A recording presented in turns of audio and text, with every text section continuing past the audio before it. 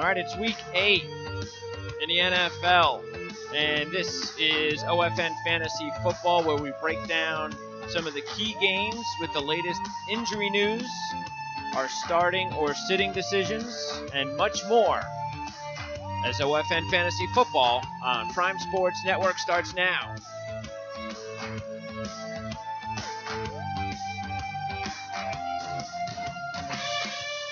All right, it's the 29th of October, 2017. I'm your host, Greg DePalma. Another game day in the NFL, and actually with Week 8, that means we are smacked down just about as much as you can say at the 50-50 mark of the season as you can get. And that's usually not a good thing if you're a football fan like we are. It just shows you how time flies, unfortunately, too fast in our industry. But anyway, it's 50-50 in the NFL, but it's actually more than that, Jamal, as far as fantasy owners, because we're getting close to the point where you really got to start figuring things out with your team. I don't know if anybody, I mean, every league is different as far as whether you have trade deadlines or not, but fact is, the playoffs are coming a lot sooner in fantasy football than they are in real football. Yeah, most leagues you got what, 14 weeks really, or the playoffs start in the 14th week, so you got the 13 weeks of the regular season.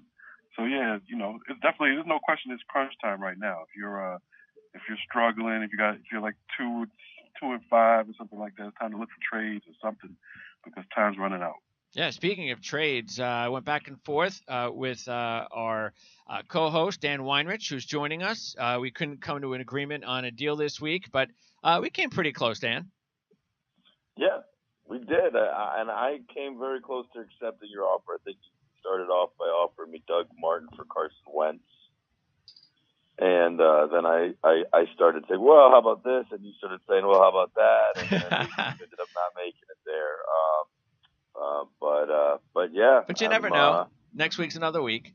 Yeah. Trust me. I still have it in my brain, Greg. I'm still thinking about it. Yeah. And, I mean, probably not I mean, look, and for my sake, maybe not the best idea to do it this week with Phillip Rivers in New England, but because I don't really believe that the Patriots defense has all of a sudden changed, Jamal, because that Atlanta mentally defeated offense couldn't get anything going last week. If New England's defense is going to really start making things look a little bit more like last year, then I think we need to see that again this week. Yeah, but I also think you got to expect that. New England, they're going to get things turned around. Their defense is not going to be as bad as it was. No, it's not going to be that bad. Season. No. So yeah, don't think going into New England or playing New England is going to be some kind of cakewalk where your fantasy players automatically going to put up big numbers. I think that's about to change. Yeah, I mean, the good news, though, is that still on paper, this team is not going to be like last year's defense. It's just not happening. But no Donta Hightower now, so that's a huge injury for the Patriots, Dan. And they're still, I mean, Gilmore really, even when he's been healthy, hasn't really been comfortable just yet.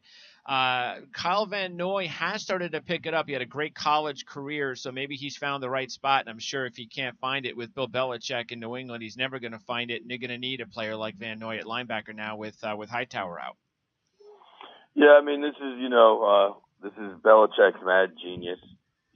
He takes spared, overlooked parts and turns them into a strong, cohesive unit. But it usually takes half the course of the season for them to get right. As far as this week, I definitely like Phillip Rivers.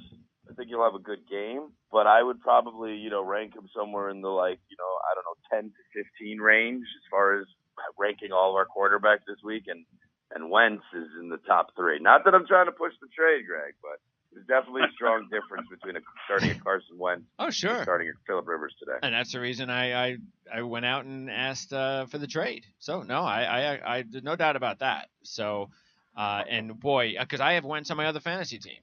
So I know exactly how good Carson Wentz could be. Nobody expected it to happen this fast this season in year 2. But then again, a lot of strange things are happening in the NFL nowadays with these young kids, and they're developing a lot faster, some of them. And maybe that's just because the talent overall is watered down in the NFL over the years, which is another reason the Patriots just pretty much kick everybody's butt every year. and we'll find out whether or not they can continue to do that. But we're not going to get started with the Patriots this week. Now, the Viking game is going to be starting in a little while with Cleveland, and I guess the only report there is that Diggs is active. Is that what you're hearing, guys? Jamal, have you heard that? Yeah, during the week they said he's looking good going to play this week, which I guess is a good thing. He's been out for a while, for a couple of weeks, and I haven't heard anything different this morning. So I think that's the case. Yeah, and so would you start him, Dan, knowing he's been out for a few weeks? It is Cleveland, even though Cleveland's defense is actually their strength. It's not like they're getting beat up on defense, but defensively they do have some guys banged up, including top pick Myles Garrett, who really hasn't been healthy most of the season, and their secondary's banged up too. I mean, I think if Stephon, unless you have some really outstanding group of wide receivers where Stephon Diggs isn't clearly one of your starters, I think you have to put him in your lineup if he's playing. So I don't actually own him in any leagues. I don't own either of those Vikings wide receivers in any leagues. But they've been very productive, and Stephon Diggs, I think, get him in there if you have him. All right, let's get started. The first game with 1 o'clock games, Oakland and Buffalo. And Oakland, no Marshawn Lynch. Not that I think that you would want to start Marshawn Lynch anyway, Jamal. But I think maybe this is the best thing to happen to Marshawn Lynch is to maybe take a week off. The Raiders had a big week last week. As long as they have a good game today, and they go out and win again, and maybe Lynch comes back better, fresher, because there's no doubt that he's been underperforming. Would you start Washington or Richard this week? Again, it depends what you have, but I think those are viable starts this week, especially in deep leagues. Either as a running back 2 or a flex, one of those two guys. I think it's hard to choose between the two. I think they split touches last week. They'll probably do the same this week.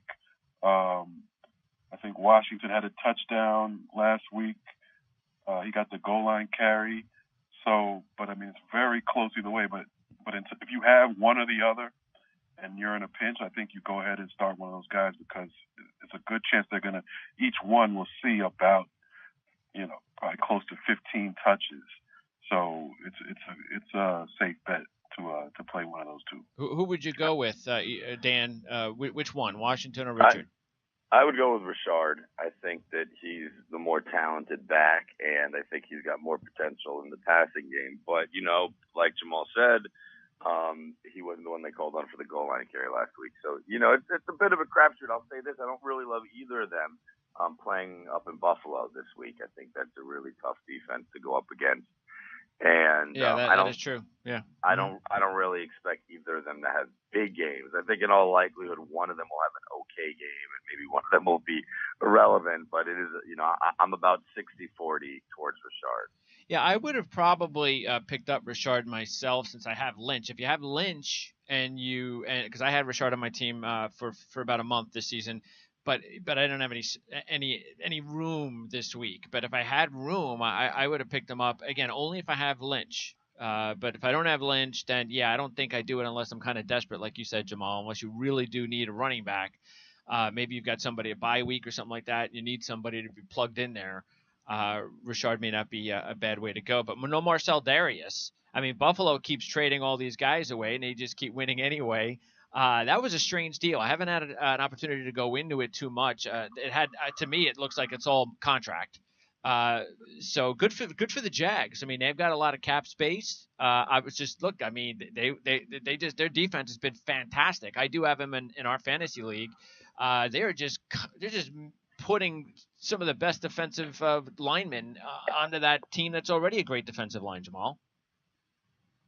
Yeah, I mean, defensively, the Jaguars are great, especially fantasy-wise and in general. They've had a surprising season. So, yeah, that just adds to their squad. All right. So, let's by the way, no Charles Clay for at least another week, right, Dan?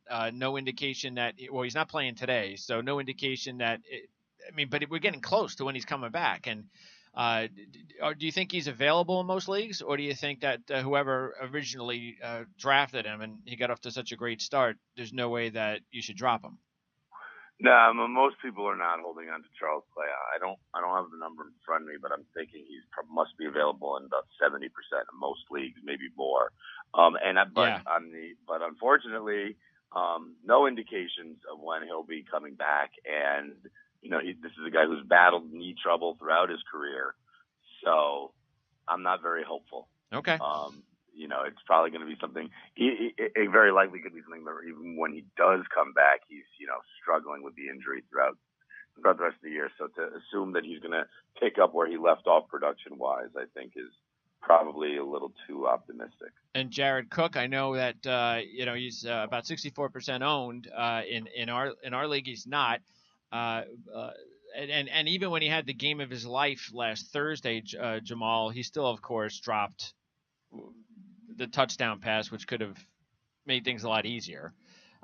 Just before the 8 penalties, that still wound up working for Oakland. So if you get guys like Cook that always seem to drop passes and disappoint. So even when they have like the greatest game of his life, he still had a couple of key drops. But with Carr coming on, it's not the worst idea in the world, especially considering they seem to want to throw to him.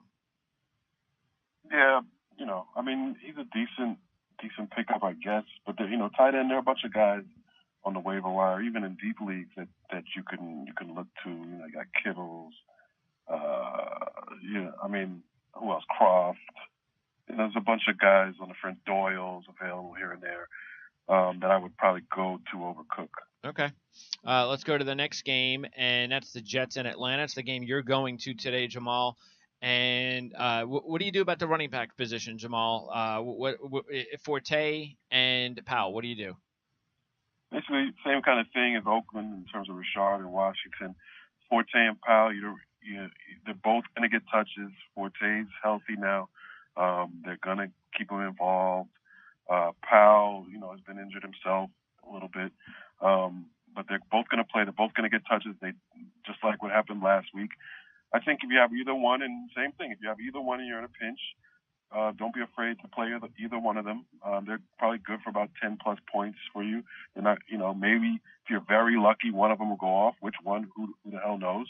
But if I had to choose between the two, I think I go Forte because they seem to keep him most involved. All right. What do you think?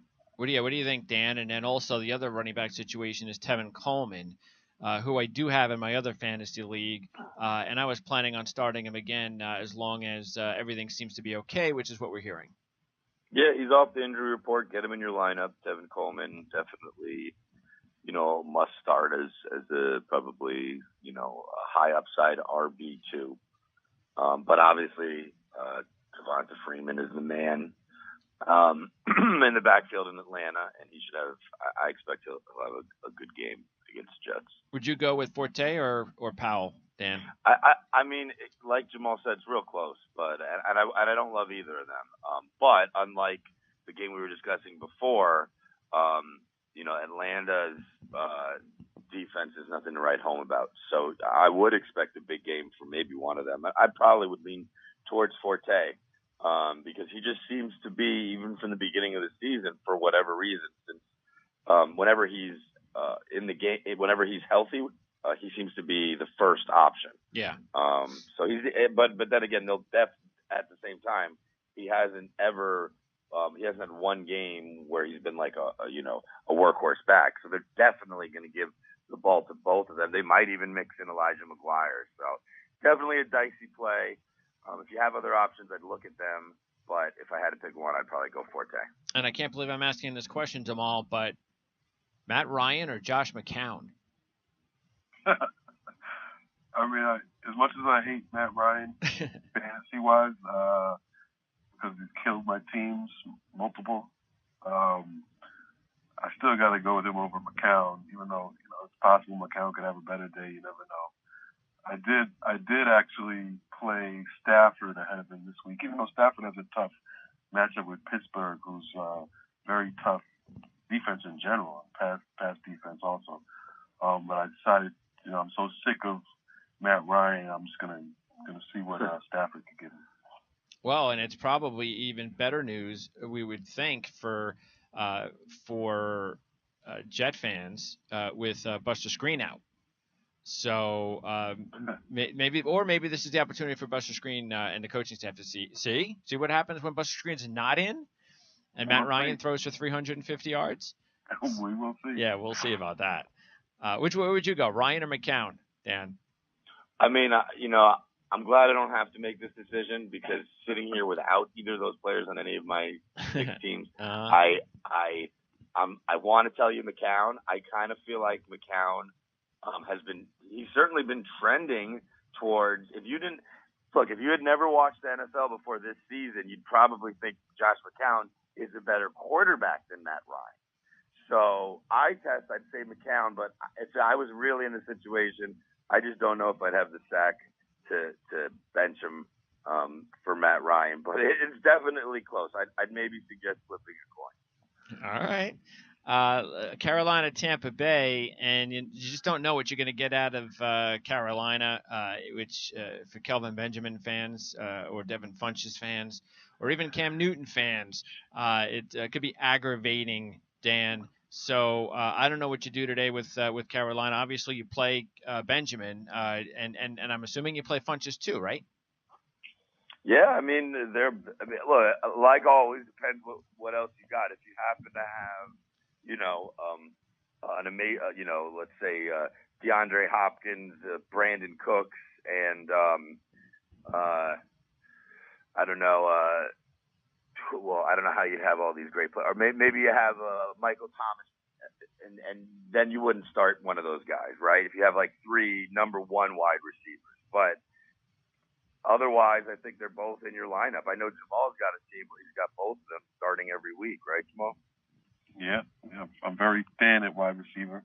And both of those guys give you, they both get looks. They both get about, anywhere between 6 to 10 targets a game, and a lot of it depends on Cam Newton, whether he shows up, whether his head's into it, what outfit he has on before and after the game. But those guys are talented wide receivers, big guys, capable of having big games.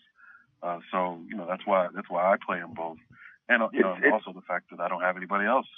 It's funny because it's not really that dissimilar to, I know Emmanuel Sanders is hurt right now, but when they were both playing, the output isn't too dissimilar to what Emmanuel Sanders or Demaryius Thomas were giving you. And it's also not so dissimilar to the Oakland situation with Crabtree and Cooper. You're probably not going to get huge games out of both of them, but it's really impossible to determine which one you would on a given week. So you basically got to run them both out there and keep your fingers crossed. And Kuechly returning, so that's actually the main reason why I'm taking the Panthers today over the Bucks. Let me just say about Kuechly, man. I really wish he would just sit out, retire, or something, because really, I mean, these concussions and head injuries. Yeah. He cried on the field last year. Every time I see he's active, I just shake my head. I'm like, come on, bro. What are you doing? You're going to have a life after football. This is just my PSA. Sure. I just felt the need to say that. I'm sorry. It is. But, I mean, I hope he has a good game. Well, we saw the same thing a few years ago with who's that New England receiver? Welker.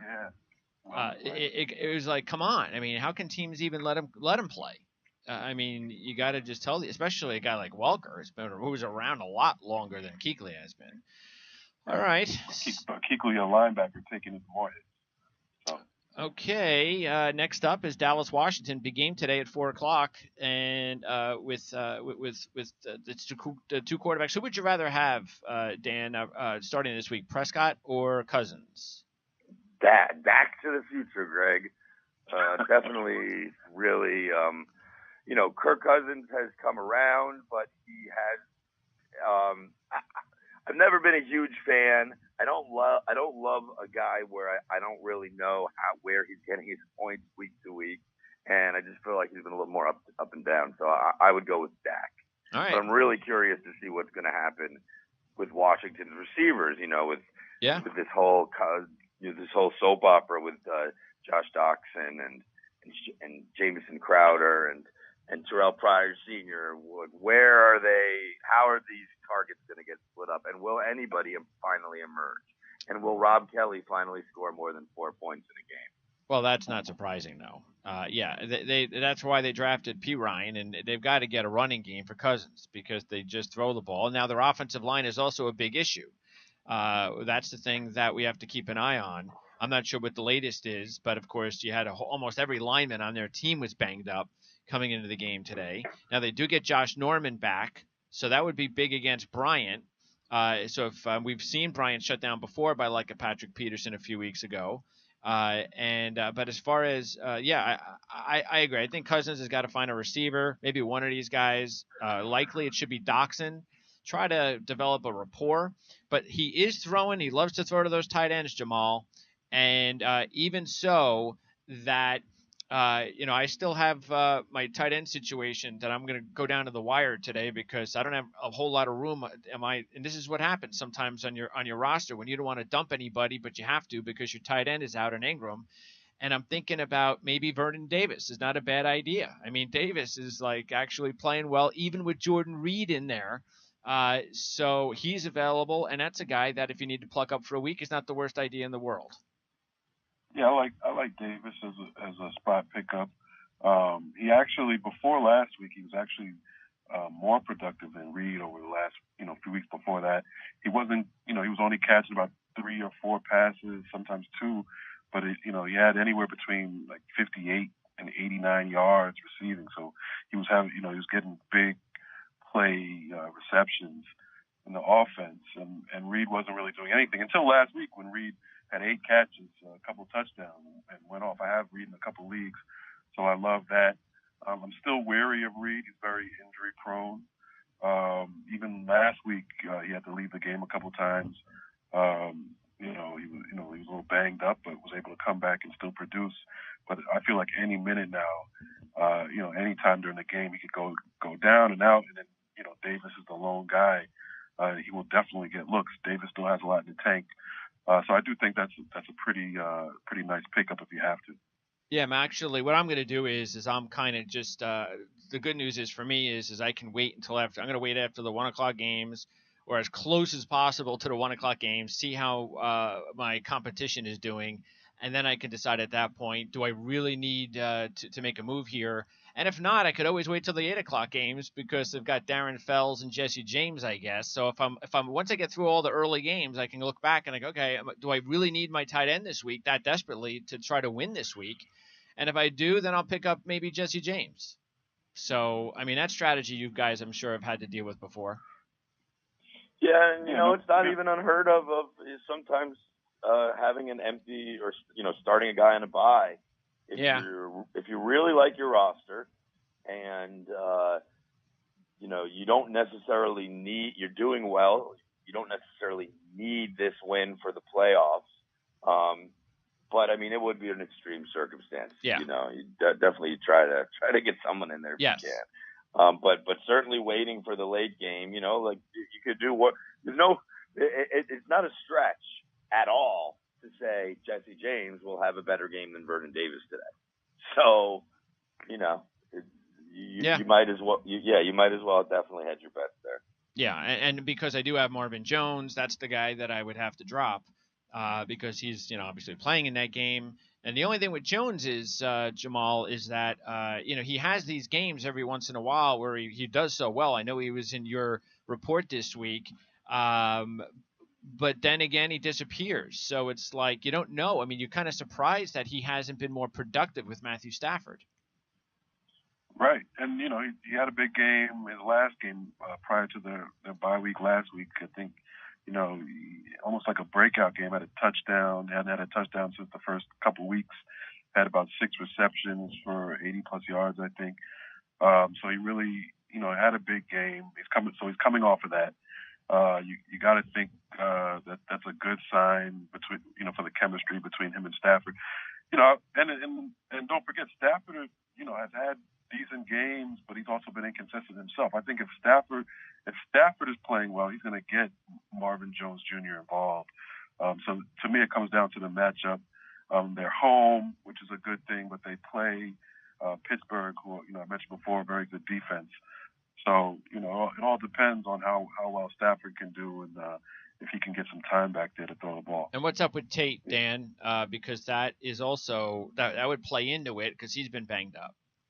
Yeah, I mean, I thought he was going to be out for a few games, but the latest I heard is that he's likely to play today, which I don't necessarily know is a bad thing for Marvin Jones Jr. because agreed. His whole thing. Remember last season, he came out of the gate like gangbusters. He was leading the NFL in rushing yards. In receiving yards through the first, 4 or 5 weeks. He had ridiculous, like 700 yards, and then he completely fell off a cliff. And I was talking to one of my Lions fan friends about it, and he was explaining to me that he just can't handle being the number one guy when defenses key in on him. He can't separate. And so as soon as he becomes the center of attention, it's difficult for him to produce. And that's obviously not the case with the Golden Tate, who's a real sort of, gritty, fight for yards after contact kind of player who he'll go out and get his no matter what the circumstance. So I kind of feel like it might be a little bit better for Marvin Jones to be not the guy that the other defense is keying in on. Yeah. But he's always been like this. He's a kind of a boomer bust guy. He'll have 23 points one week, 4 points the next week. So Speaking of him, though, I have to tell you guys really quick. I think Jamal already knows about this. Greg, you don't know about this because it's in a league that we're not in together. Somebody offered me Marvin Jones Jr. and Aaron Jones for David Johnson, which I obviously had to blink twice to make sure it wasn't a joke and then accept. But I feel like I got away with highway robbery. Yeah. You guys think? I agree. I think the way Aaron Jones is playing right now, he could have a tremendous second half of the season. You don't even know if Johnson's going to play. And yeah, absolutely. Jamal? Yeah, no, you got to jump at the last point you made, you don't really know what's up with David Johnson. You don't know if he's going to return. If he returns, is he going to be full strength? So he's banking on an unknown, and you just got two. It's definitely one guy who's, I think, guaranteed to produce for you, and another guy who, not bad to have on your roster, in Marvin Jones Jr. I need to start. I'm starting Marvin Jones this week because I had Jamison Crowder in there, who I don't know if you guys have been paying attention, but he sucks. Yeah, those slot guys, it's kind of hard to produce, especially when you're with the Redskins, who seem to have a situation where they got 8 different guys every week, and you never know who's going to get all the touches. So, yeah. Yeah, Redskins have been a huge disappointment as far as, fantasy, wide receiver position. Crowder, I expected big things from. Pryor, I expected big things from, and neither one has done anything. Yep. And everybody's all hot on Doxson now. Like, oh, look, they're giving Doxson more snaps than Pryor. But I'm like, this dude hasn't had more than 2 catches in any game in the pros ever. Like, just because they're going to try to get Doxson the ball, they tried to get Pryor the ball. That doesn't mean he's going to be successful. Right. All right. Still nothing to do with that Seattle backfield, right? Especially with the injury situation. I don't even know if you would even want Rawls on your team. But especially with the offensive line going the way they're going. And as far as that game is concerned, what's your take specifically, Jamal? If you're, what do you think would be the thing that you're going to keep an eye on the most with that one of those 2 4:00 games, Houston, Seattle? Yeah, like you said, I'm staying away from the running backs. Hopefully, you don't have to make that decision. Hopefully, you can go elsewhere.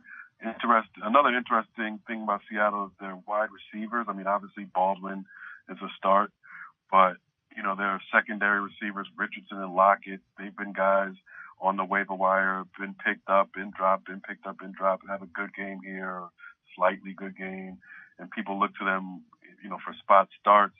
And I just don't know which one to pick between them. I think either one of them is a decent spot start. Richardson or Lockett, but what are you really going to get? That's the position that I'm really looking at for the Seattle team right now. Well, I really look. I still think Richardson. I'm still kind of waiting for him to get more targets. It's not like a anywhere near like a Zay Jones thing. It's like one of those things where it's like, okay, target to reception ratios normal. Why doesn't he get more targets when he's scoring touchdowns almost every week? So I don't, and he's a talented player. So I don't understand why they're not getting him more involved. But look, because I do think he's more talented than Lockett. He had a much better career in college. This is not a surprise. They drafted him high for a reason. It's just been the injuries. But then last year he came on strong when he came back from injury, and we expected big things this year. But he's also been dealing with a little bit. He had that finger injury. But I think Richardson would be the guy in my mind if you're deciding between the two. But we haven't seen it yet, so. So we still need to find out whether or not that's ever going to click in. Okay, and then finally the Kansas City-Denver game. If you're still starting Trevor Siemian and you need your head examined, that should have been that guy should have been dumped off your team a few weeks ago.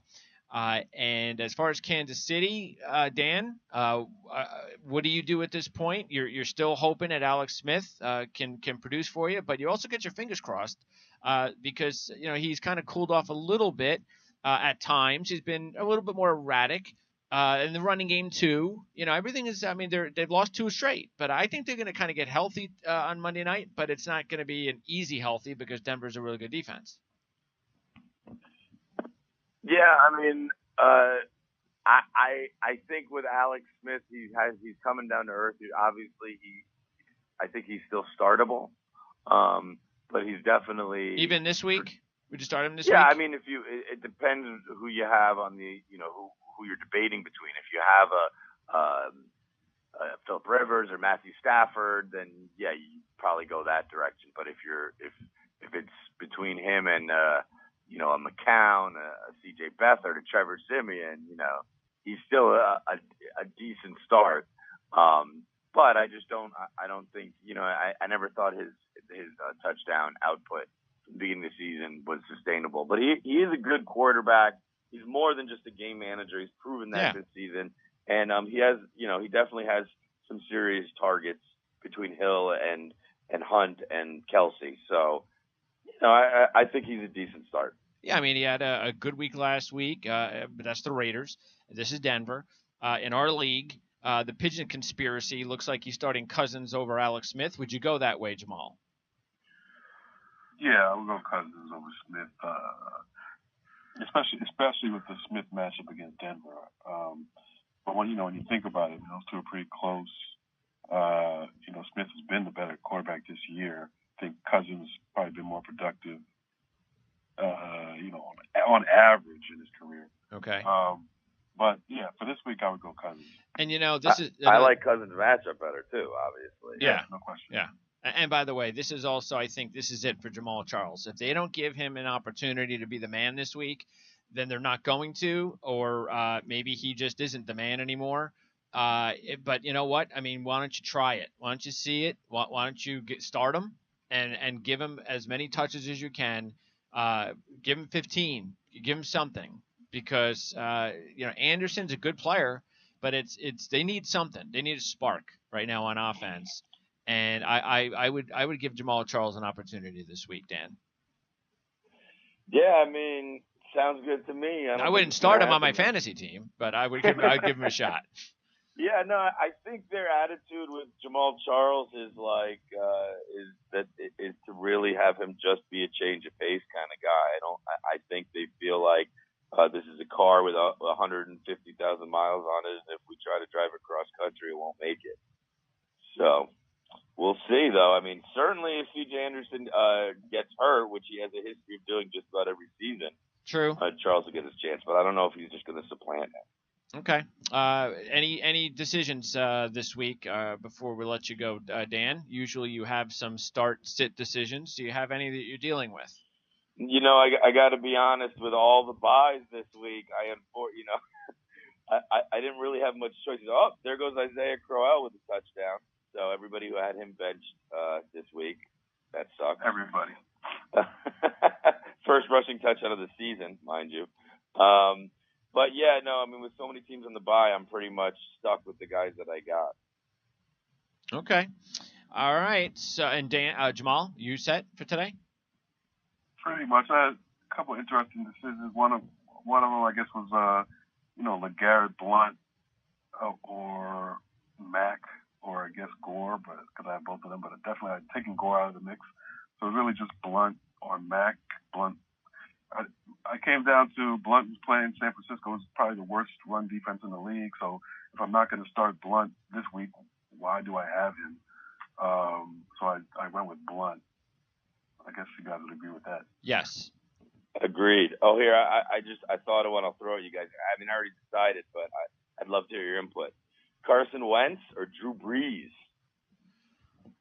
Carson Wentz or Drew Chicago. Brees? I would, Wentz yeah. is playing who? Brees San Francisco. they're both at home. Brees has the Bears. Wentz has the Cowboys. Well, Brees has got the tougher defense. Oh, excuse me. Wentz has San Francisco.